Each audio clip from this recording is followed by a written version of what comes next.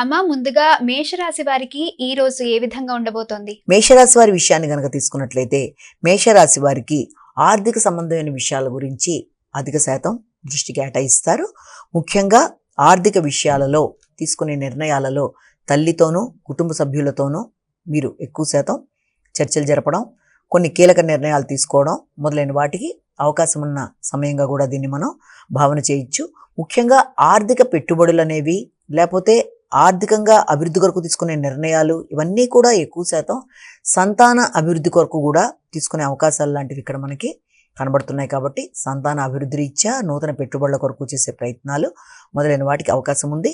అదేవిధంగా ఆహార స్వీకరణ విషయంలో నూతన ప్రదేశాల్లో కావచ్చు, లేకపోతే ఆహార స్వీకరణలో తగిన జాగ్రత్తలతో ముందుకు వెళ్ళాలి. కంటి ఆరోగ్య విషయంలో కూడా తగిన శ్రద్ధ తీసుకోవాలి. మాటలలో అధిక శాతం అంటే నాయకత్వ లక్షణాలు అధికంగా ఉంటాయి కనుక వీళ్ళంతవరకు నాయకత్వ లక్షణాలని అధిగమిస్తూ మాట్లాడేటప్పుడు అధిక ఆత్మవిశ్వాసంతో మాట్లాడడం బట్టి ఎదురుగుండా ఉండే వాళ్ళకి ఇబ్బంది కలగకుండా తగిన విధంగా స్పందిస్తూ ముందుకు వెళ్ళినట్లయితే మంచి ఫలితాలు సాధించడానికి, మంచి సంబంధ బాంధవ్యాలు నిలబెట్టుకోవడానికి అవకాశం ఉన్న సమయంగా కూడా భావించవచ్చు. వృషభ రాశి.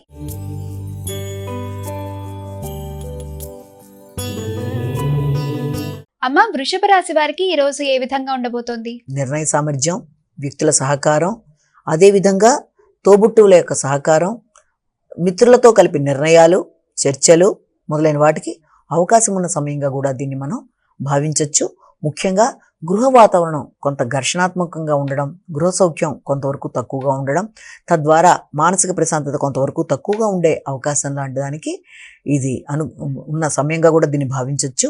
అయినప్పటికీ కూడా పరిస్థితులని మీరు అధిగమిస్తూ మీ తెలివితేటలతో, చాకచక్యంతో సమస్యల్ని అధిగమిస్తూ ముందుకు వెళ్ళడానికి ప్రయత్నం చేస్తారు.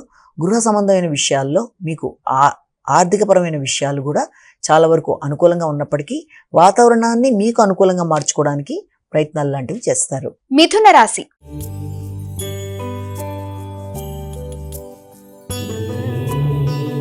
అమ్మ మిథున రాశి వారికి ఈ రోజు ఏ విధంగా ఉంది? ఆర్థిక విషయాలు, కుటుంబ విషయాలు, ఒత్తిడి అధికంగా ఉంటాయి. వ్యక్తుల సహకారం కూడా ఆశించిన స్థాయిలో లేపడం బట్టి కొంత అసంతృప్తి అనేది అధికంగా ఉండే అవకాశం ఉంది. అయినప్పటికీ కూడా చాలా చక్కగా మాట్లాడి నేర్పుగా వ్యవహరించి మంచిగా ఆలోచనలతో ఆశించిన పనులలో విజయం సాధిస్తారు. అది ఆర్థికంగా, అది మీ యొక్క ఆలోచనలు సృజనాత్మకతను పెంపొందించుకుంటూ ఆలోచనలని ఉపయుక్తంగా మార్చుకుంటూ వృత్తిపరమైన విషయంలో కావచ్చు, వ్యక్తిగత అంశాల్లో కావచ్చు సృజనాత్మకతని ఉపయోగించుకొని ముందుకు వెళ్ళడానికి చేసే కార్యక్రమాలు చాలా వరకు అనుకూలంగా ఉంటాయి.